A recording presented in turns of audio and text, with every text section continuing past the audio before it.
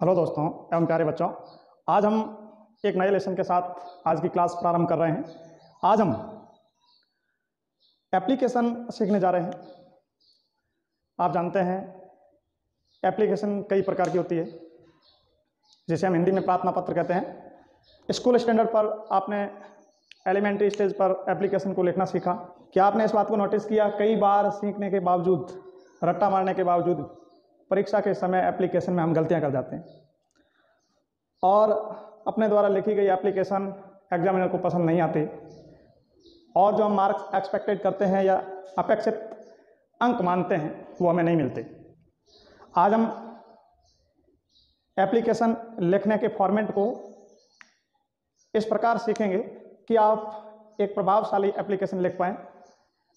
Application एक तरह से फॉर्मल लेटर ही होता है। एप्लीकेशन जो हम लिखते हैं वो एक तरह से औपचारिक पत्र जो होते हैं वही होता है, और जैसा औपचारिक पत्र लिखते हैं उसी फॉर्मेट में एप्लीकेशन को भी लिखते हैं। अब अगर एप्लीकेशन जो बार बार हम इस वर्ड को प्रोनाउंस कर रहे हैं, एप्लीकेशन को हम साधारण भाषा में अगर हम समझें तो हमारे जीवन में प्रतिदिन हम अप्लाई करते हैं, प्रतिदिन हम इस एप्लीकेशन का यूज करते हैं। अगर आप अपने ऊपर लें तो घर में जब भी आपको जिन चीज़ों की आवश्यकता होती है तो बड़ों के सामने शायद एग्जैक्टली एक लिखित फॉर्मेट में एप्लीकेशन आप नहीं प्रस्तुत कर रहे हो, फिर भी मौखिक रूप से आप जरूर एक एप्लीकेशन का फॉर्मेट देते हो। जैसे मान लीजिए आपको घर में आपको पैसों की आवश्यकता है तो आप अपनी माँ के सामने एक प्रार्थना करेंगे, निवेदन करेंगे, वो एक मौखिक होगा। और फॉर्मेट वैसा ही, जैसे अगर एप्लीकेशन मारवाड़ी ढंग से अगर मारवाड़ी में सीखें, अगर घर में उसका क्या प्रैक्टिकल यूज़ क्या है तो हम ज़रूर कहते हैं अगर पैसों की आवश्यकता है तो इस फॉर्मेट में देख लीजिए। अगर माँ से आप पैसे मांग रहे हैं तो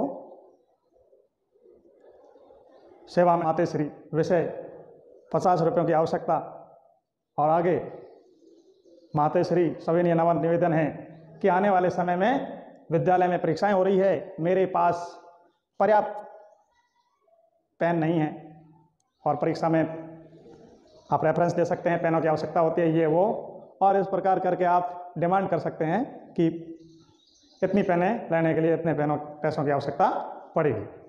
और अंत में एंडिंग में आप लिख देते हो आपका प्यारा लाडला बेटा। तो ये भी एक एप्लीकेशन है।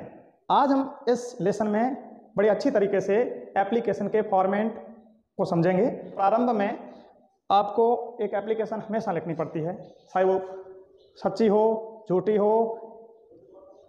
क्लास में एक ऐसा कोना भी होता है वो प्रार्थना पत्रों से भरा रहता है। आपको छुट्टी की आवश्यकता होती है, आपको घर रहने की ज़रूरत पड़ती है, और उसमें हम सबसे पहले जो एक एप्लीकेशन का प्रयोग करते हैं, एक जो रीजन बताते हैं, वो होती है सिक एप्लीकेशन। बीमारी के संदर्भ में या बीमारी के स्थिति में आपको घर पर रहने की आवश्यकता है या घर पर रहना पड़ता है, और विद्यालय से आप अब्सेंट रहेंगे और वहाँ आप प्रार्थना पत्र या एप्लीकेशन प्रस्तुत करेंगे। अब स्कूल में एप्लीकेशन प्रिंसिपल, हेडमास्टर के नाम दी जाती है, और कई बार कुछ दूसरे कामों के लिए हम क्लास टीचर को भी एप्लीकेशन देते हैं। अब हम एक एप्लीकेशन के सर्वमान्य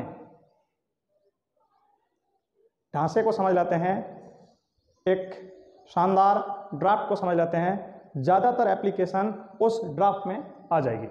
एप्लीकेशन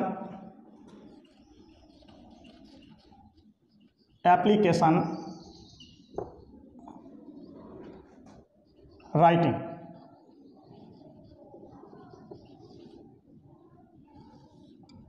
एप्लीकेशन राइटिंग, एप्लीकेशन का फॉर्मेट प्रारंभ करते समय यहां लिखेंगे ऊपर टू के बाद में किसी भी प्रकार का कॉमा नहीं लगाएंगे। इसके तुरंत नीचे लिखेंगे the principal government senior secondary school, यहां लिख देंगे नहरों की नाडी।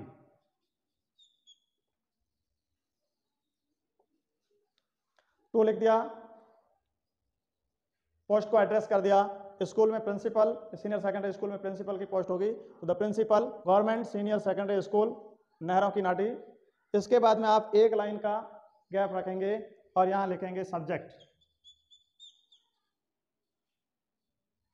सब्जेक्ट में आप आज सीख रहे हैं सिक एप्लीकेशन कैसे लिखी जाती है, तो आप यहां लिखेंगे an application for leave, an application for leave. अगली लाइन में यहां लिखेंगे रेस्पेक्टेड सर या फिर मैडम। अगर आपके स्कूल में प्रिंसिपल मेल है तो सर और फीमेल है तो मैडम। सर और मैडम प्रिंसिपल मेल और फीमेल के आधार पर आएंगे। अगर महिला है तो मैडम, पुरुष है तो सर। अब यहां से लिखेंगे विद ड्यू रेस्पेक्ट।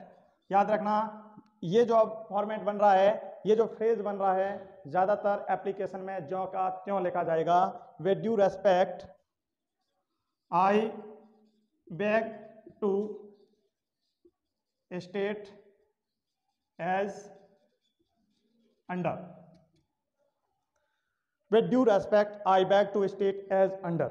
सविनय निवेदन इस प्रकार है कि, अब यहां से जो भी फ्रेज लिखेंगे, जो भी बॉडी लिखेंगे, वो डेट कंजक्शन लगाकर लिखेंगे कि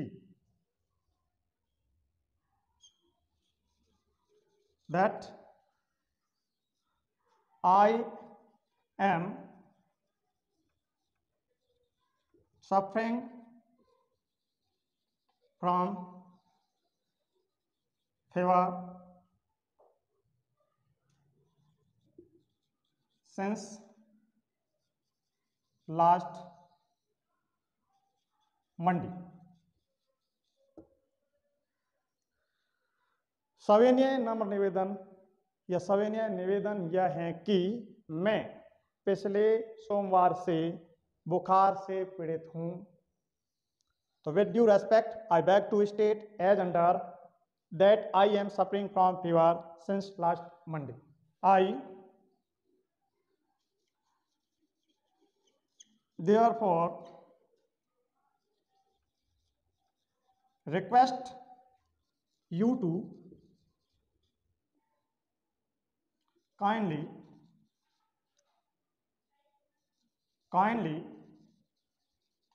grant me leave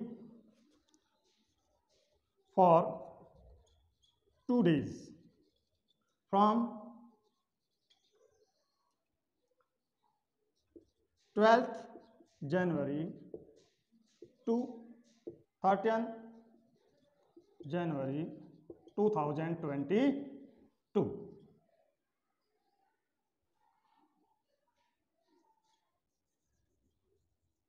for which I would ever remain obliged। इस फ्रेज का अर्थ होगा जिसके लिए मैं हमेशा आभारी रहूंगा।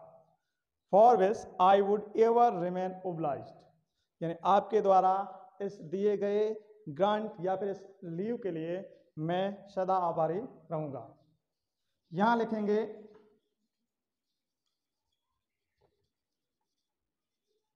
Thanking you. जगह छोटी है इसलिए आप यहां पर एक लाइन का गैप छोड़कर लिखें थैंकिंग यू, धन्यवाद। और यहां लिखें योर्स ओबीडियंटली, OBEDIENTLY, ओबीडियंटली, आपका आज्ञाकारी। और यहां पर स्टूडेंट्स अपना नेम लिखेगा और इस प्रकार एक सुंदर तरीके से सिक एप्लीकेशन आप लिख सकते हैं। एक बार नाम यहाँ पर नीचे मोहन, श्याम, गीता, संगीता जो भी है वो यहाँ पर लिखेंगे। जगह कम होने की वजह से मैं ऊपर लिख देता हूँ यहाँ पर नेम और रमेश, इस प्रकार। और आगे ये भी लिख सकते हैं क्लास 9th, सेक्शन भी लिख सकते हैं C2AB जो भी है।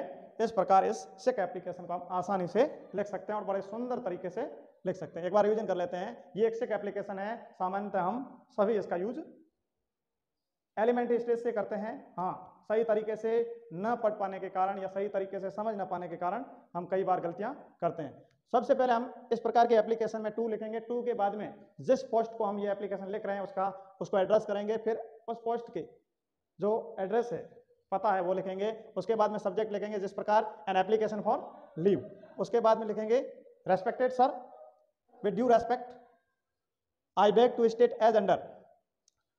सविनय निवेदन यह है कि that I am suffering from fever since last Monday. मैं पिछले सोमवार से बुखार से पीड़ित हूं। I therefore request you to kindly grant me leave for 2 days फ्रॉम 12th January to 30th January 2022। I therefore request you to kindly grant me leave for 2 days from 20th January to 30th January 2022।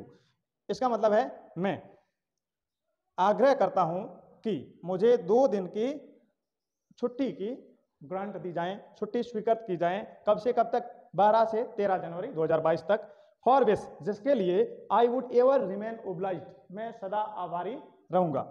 Thanking you, तुम्हें धन्यवाद या धन्यवाद। Yours obediently, आपका आज्ञाकारी। और name Ramesh, class 9th, section C। इस प्रकार आप इस एप्लीकेशन को लिखेंगे। और इस एप्लीकेशन के फॉर्मेट में बहुत सारी एप्लीकेशन है, कई टाइप की एप्लीकेशन है, यहाँ फिट कर सकते हो। रटने की जरूरत नहीं है, फॉर्मेट को समझें, ज़्यादा मुश्किल नहीं है। आज के इस लेसन को देखने के लिए धन्यवाद।